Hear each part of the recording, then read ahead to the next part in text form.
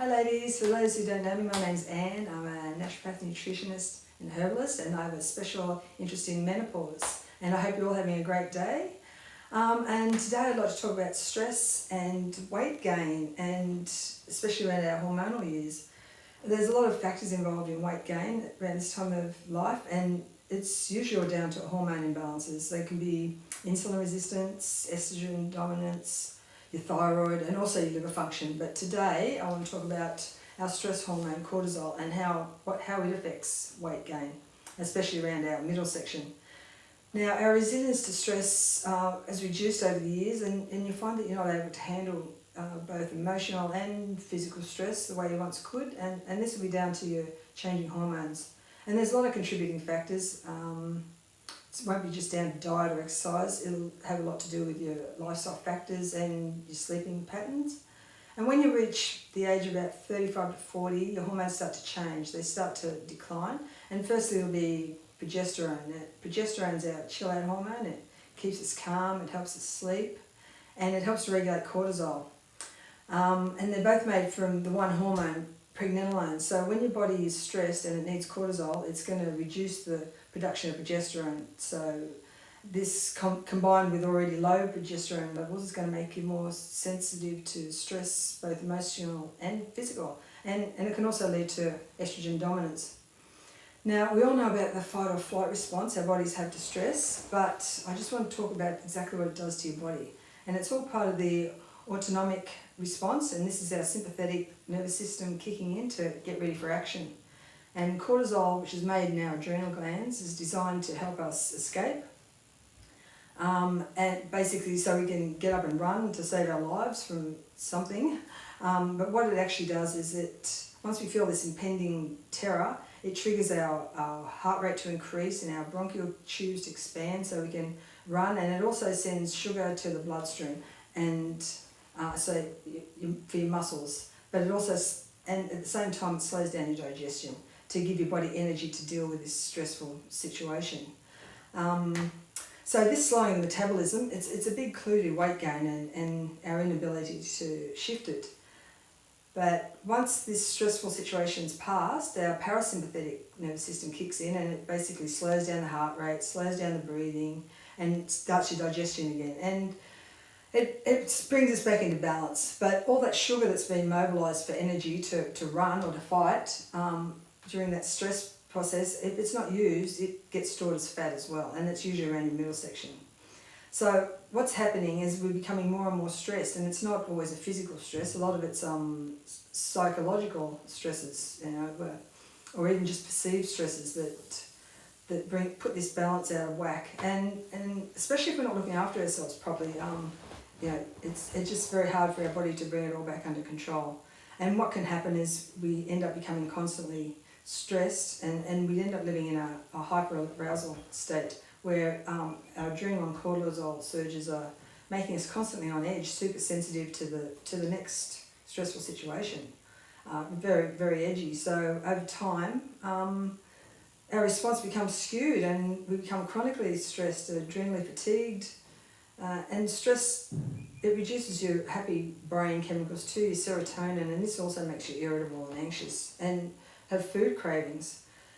And some of these stresses can be as simple as moving house, changing jobs, just anxieties in the back of your mind, unresolved issues that seem to go around and around.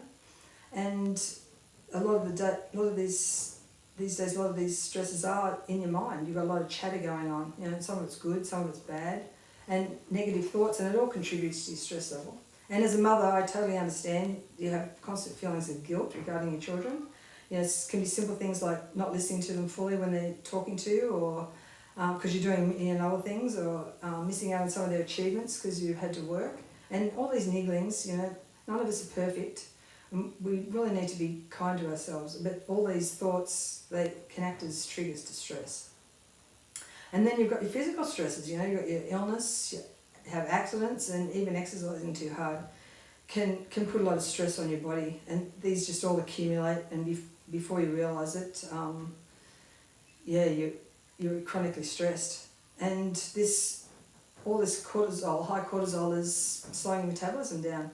And so your body's focusing on survival all the time, and you're not burning your fuel efficiently. And basically, even if you're eating less calories, exercising more, you can still end up putting on weight just because your metabolism isn't functioning correctly. Now, this can also throw your circadian rhythm out of whack. Instead of cortisol being high in the morning, so when we get up, we jump out of bed, we've got plenty of energy, and then it's actually low, and our cortisol levels should be high in the mornings and declining at night, so we're able to sleep. So when it's out of whack, it reverses, and we end up with low cortisol in the morning and high cortisol at night, which disrupts our sleep, but also our eating patterns. And what happens is you'll wake up, you've got no energy, you don't feel hungry, you have a cup of coffee instead, and you graze through the day. But by late afternoon, you're starving, and this is when a lot of us will grab that high carb, starchy, loaded with sugar snack, and healthy fats and very few nutrients. And this late in the day, nighttime eating, these sorts of foods is also what puts weight on, and the cortisol is helping to drive this and to keep it on. And another result of high cortisol is leptin, which is a hormone that tells your brain it's full. You become insensitive to it when you've got a lot of cortisol in your bloodstream, and this means you're constantly hungry. So this combined with this slow metabolism, you're just not going to be able to shift that weight. Sleep is another, if you can't get a good night's sleep, this is when our body restores itself. So if you're not sleeping properly, that's just another compounding factor towards your chronic stress, basically. So what can we do to reduce these stress levels? Well, firstly, trying to reduce the stressors is number one. And what I suggest to clients is to write down what you think your stresses are and triggers, and just to see if there's ways to reduce them or eliminate them. And I'm not saying that you can't do that to all of them, but you will find some that you can actually reduce. And saying no to people and making your self-care a priority is also extremely important. Relaxation's another one. Mindfulness, meditation, deep breathing, exercise, getting into nature, massage. EFT tapping is a really good stress reliever. And when it comes to diet, you really need to remove all the processed foods, the refined carbs, the sugars. They're not giving you any nutrition, and you need nutrients because your body loses a lot of nutrients when you're stressing. It uses a lot more than when you're not. So that's depleting your nutrients as well. So if you're eating a lot of rubbish, you're not getting those nutrients, and it's a big catch-22. It's a downward spiral, basically.